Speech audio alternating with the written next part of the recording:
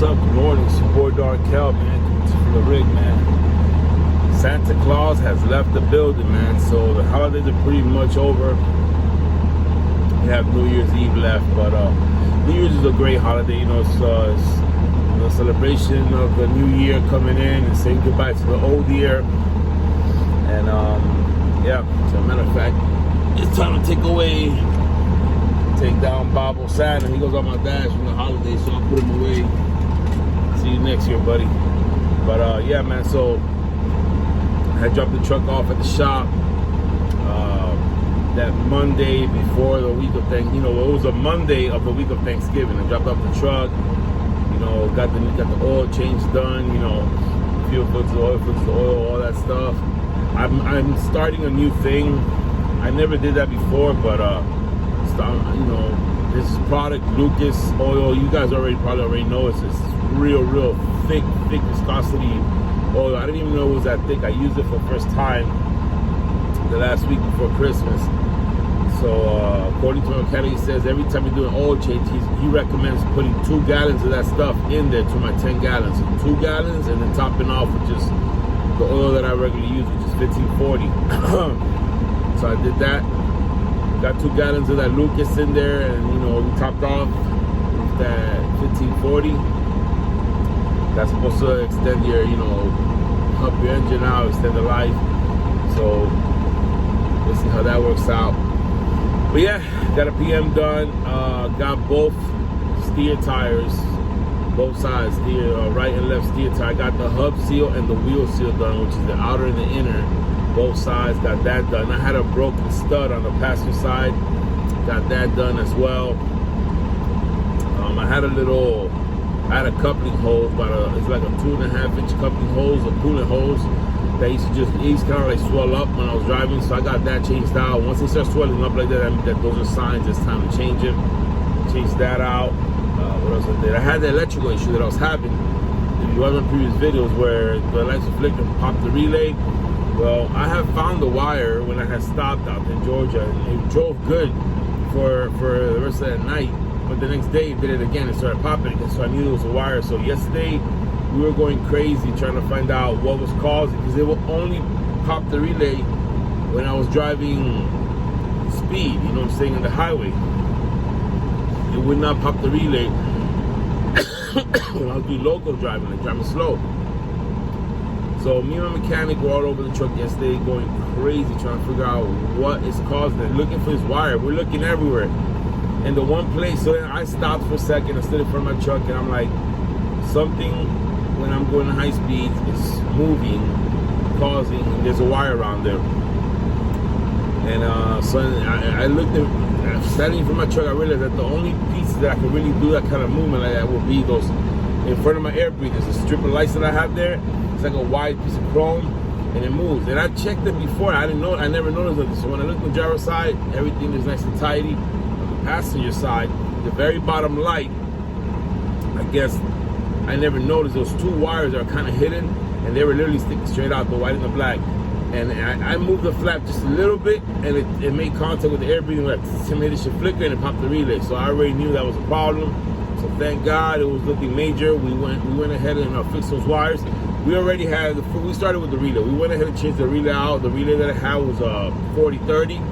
We went ahead and put a 5030, which is the Freightliner dealer gave me, which is a stronger one, and that was still doing it. So once I solved that problem of those 2 wires, that went away. So we pretty much got that in the bag. So got that done, and I was not able to get the floor done on this home time because, like I said, the truck was in the shop for a while.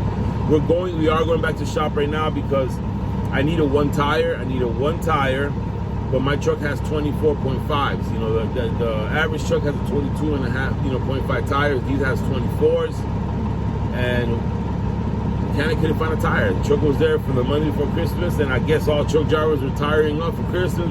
We could not find. I was looking for a used tire because, you know, the wheel next to it was still good. I had a little problem a couple months ago where my airbags were deflated, and it was because of this bar. And I had to change out all 4 of the front set of my drives, and I didn't notice that one of the ones in the back looked decent, but there was a spot that was bald. So like 2 spots. So I had to change that tire out. So couldn't find a used tire. And then yesterday we were trying to find a new tire. We were not able to find it yesterday. We did find one, but it was gonna be delivered to his shop today in the morning at 9. So we're in the truck, warming up. We're gonna get ready to head over to the shop, get that one tire put on there. And we're gonna see if we do something this week. I wanna ride this week. I wanna go out this week and make some money, you know what I'm saying? New Year's week, I'm trying to leave. I wanted to leave yesterday, but I'm trying to leave at least today, do the back and forth, and try to at least, get, you know what I'm saying? Try to at least get home by late Christmas Eve. I might not even make it home Christmas Eve. It is what it is, man. You know, gotta make bread, man. And that's what it is, man. Actually, my dispatcher just texted me. I just saw his message. So we're gonna see if we get a quiet fix in. Also, I'm gonna get some of these lights. I need 3 of these lights. The lights in the back, I had these little 2-inch lights that are spares. These are the ones that were in the Classic. They are not 2 inches. These are like 2.5 or 2 1/4, something like that. I need to go to the Chrome and try to find these in LED clear. I eliminate them for right now. You know, if you have the lights on your truck, they gotta work. If you remove the light, then you're fine. So, but if there is a light there, it has to work. So I removed about 3 of those 2 inches, and I gotta see if I find this size in clear. And we'll go from there, man. So that's what it is, man. I'm gonna go ahead and hit the road, get to the shop, and I'm gonna show you guys the thing on the airbag in the back.